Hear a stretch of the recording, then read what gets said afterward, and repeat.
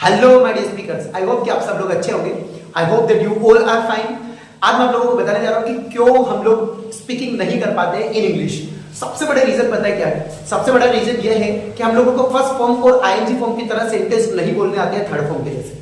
आपकी जैसी first form और सेकंड फॉर्म फर्स्ट फॉर्म और आईएनजी फॉर्म है, आपकी जैसी फर्स्ट फॉर्म और आईएनजी फॉर्म है, अगर आप वैसी आईएनजी फॉर्म की जगह पर थर्ड फॉर्म कर लेते हैं, थर्ड फॉर्म के ऊपर से वैसी प्रैक्टिस लेवल कर लेते हैं, जैसे आप फर्स्ट फॉर्म और आईएनजी फॉर्म के सेंटेंस फ्लुएंसी के साथ, रफ्तार के साथ बोल देते हैं, धारा प्रवाह बोल देते हैं, आप अगर वैसे ही सेंटेंस थर्ड फॉर्म के साथ बोलने सीख गए तो आप ऑटोमेटिकली इंग्लिश सीख जाएंगे। ये मेरा वादा रहा आप लोगों से। तो उसी टॉपिक को लेकर आते हैं। तो लेट्स स्टार्ट अबाउट। तो गाइस, हेजर प्लस थर्ड फॉर्म, हेजर प्लस थर्ड फॉर्म का मतलब होता है कोई सा भी व्यक्ति कोई सा भी काम, कोई सा भी सब्जेक्ट, कोई सा भी काम कर चुका है, चुकी है, चुके हैं, लिया है, गया है, किया है।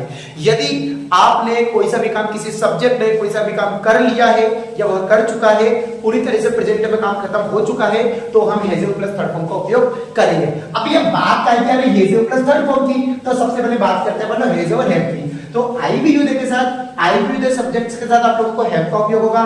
Have is used with I we you and they, and has is used with he she it name. I जो आई वी यू उसके साथ हैव का उपयोग होगा, ही सीट नेम के साथ हैज का उपयोग होगा। चलिए आगे देखते हैं। Now we are going to start about the affirmative structure. Affirmative structure को हम लोग स्टार्ट करने जा रहे हैं। तो मैं बता रहा हूं इसका स्ट्रक्चर क्या होता है। वो सब्जेक्ट होता है, सब्जेक्ट के बाद आपको हेज और हैव का उपयोग करना है, प्लस मेन वर्ब का third form and then object. Negative का स्ट्रक्चर मैं अभी आप लोगों को नहीं बताऊंगा, तो नेगेटिव का स्ट्रक्चर में जब बताऊंगा आप लोगों को ऑटोमेटिकली समझ में आ जाएगा। इंटरोगेटिव में आते हैं। तो इंटरोगेटिव में क्या रहता है गाइस कि हेजर जो हेल्पिंग वर्ब होती है, सिंपली आप लोगों को अच्छे से पता है कि वो आगे आ जाती है, और हेजर के बाद आपको सब्जेक्ट का उपयोग करना है, प्लस मेन वर्ब का third form and object and question marks को लगाने लगाना। अगर आपको अफर्मेटिव समझ में आ गया तो नेगेटिव आप लोग खुद कर लेंगे। अगर आपको इंटरोगेटिव आ गया तो आपको इंटरोगेटिव प्लस नेगेटिव खुद कर लेंगे। And question word interrogative plus sentence में क्या रहता है कि उस सेंटेंसेस में सबसे पहले क्वेश्चन वर्ड का उपयोग होता है। तो question word plus has have plus subject plus main verb का third form plus object and lastly आप लोगों को क्वेश्चन मार्क का उपयोग करना है। और अगर आपको क्वेश्चन वर्ड प्लस इंटरोगेटिव समझ में आ गया तो क्वेश्चन वर्ड इंटरोगेटिव नेगेटिव अपने आप ही समझ में आ जाएगा।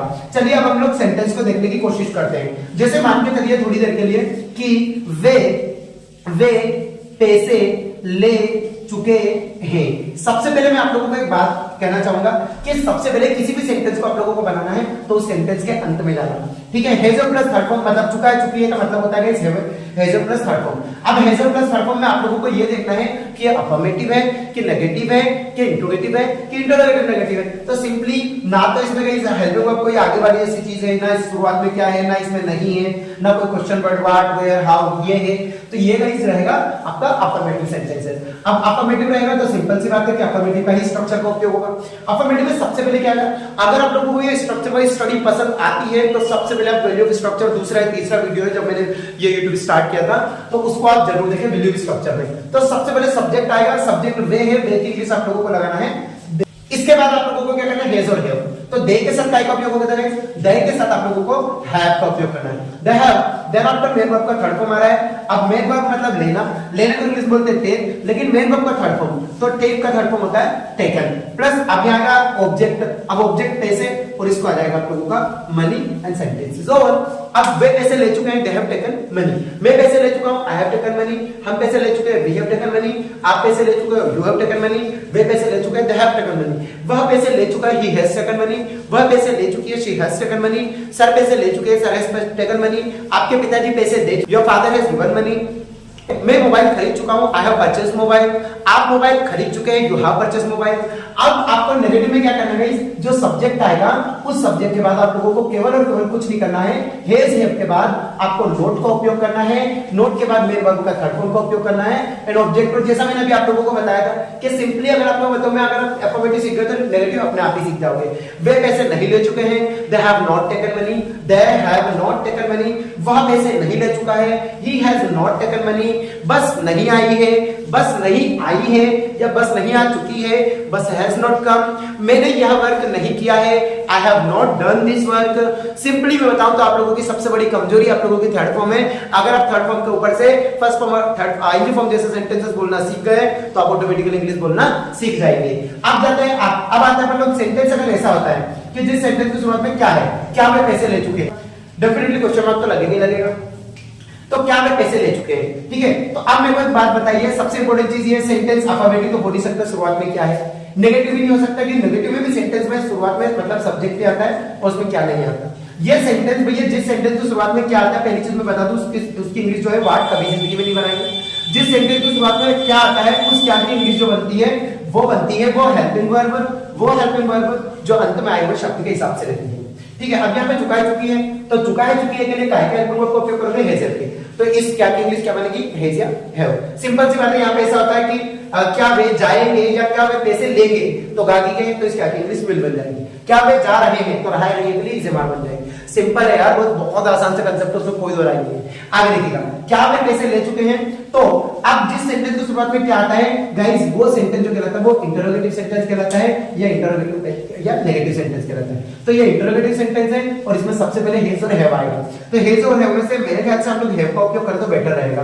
क्यों कर रहे हैं हैव का उपयोग, क्योंकि सब्जेक्ट आगे क्या आ रहा है, वे, और वे की इंग्लिश क्या होती है, दे, और दे के साथ क्या का उपयोग होता है, हैव। तो दैट्स व्हाई हम लोगों ने हैव का उपयोग किया। अब यहाँ पे आएगा सब्जेक्ट, तो सब्जेक्ट हो गया दे। अब आ रहा है वर्ब का थर्ड फॉर्म, तो टेकन, लेना, टेक का टेकन हो जाएगा। ऑब्जेक्ट पैसे, तो हैव द टेकन मनी, तो ये हो जाएगा आप लोगों का हैव द टेकन मनी। क्या वे खाना खा चुके हैं, हैव द टेकन फीड।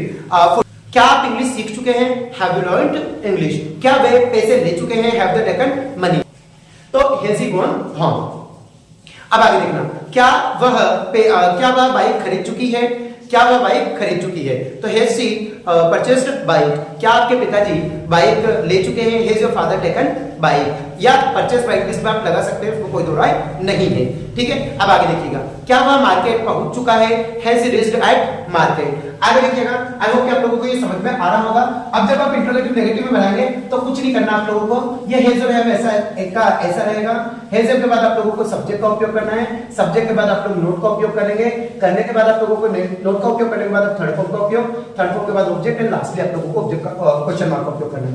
अब जैसे मैंने बोला कि इसी सेंटेंस को मैं तोड़कर लिख रहा हूं कि वे क्या ले चुके हैं, वे क्या ले चुके हैं। एक ही सेंटेंस से मैं समझाने की कोशिश कर रहा हूं, तो वे क्या ले चुके हैं। अब मैंने आप लोगों को क्या बोला कि अगर क्या सेंटेंस की शुरुआत में होगा तो वो इंटरोगेटिव कहलाएगा या इंटरोगेटिव नेगेटिव कहलाएगा। लेकिन अगर क्या वे ले चुके हैं वो एक अलग बात है, लेकिन वे क्या ले चुके हैं, तो गाइस यहां पर प्रश्न पूछा जा रहा है, भैया क्या है, पैसे ले चुके हैं कि पानी ले चुके हैं कि मोबाइल ले चुके हैं कि बाइक ले चुके हैं, तो उसका ब्रीफ आंसर रहेगा।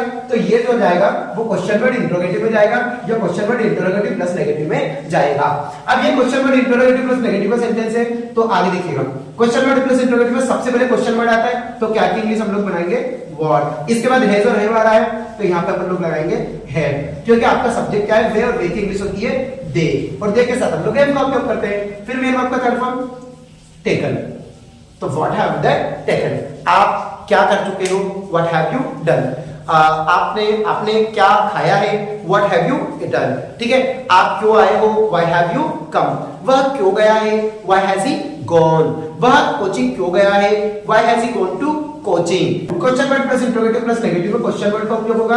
क्वेश्चन वर्ड के बाद आप लोगों को यहाँ पर हेल्पिंग वर्ड मतलब हैज और हैव का उपयोग करना है, so that is called the has and have plus subject, और सब्जेक्ट के बाद आप लोगों को नोट का उपयोग करना है। नोट के बाद मेन वर्ब का थर्ड फॉर्म, थर्ड फॉर्म के बाद आप लोगों को ऑब्जेक्ट और क्वेश्चन मार्क का उपयोग आप लोग जरूर करें। अब मैं आप लोगों से एक क्वेश्चन पूछना चाहता हूं और इसको आप कमेंट बॉक्स में जरूर देना।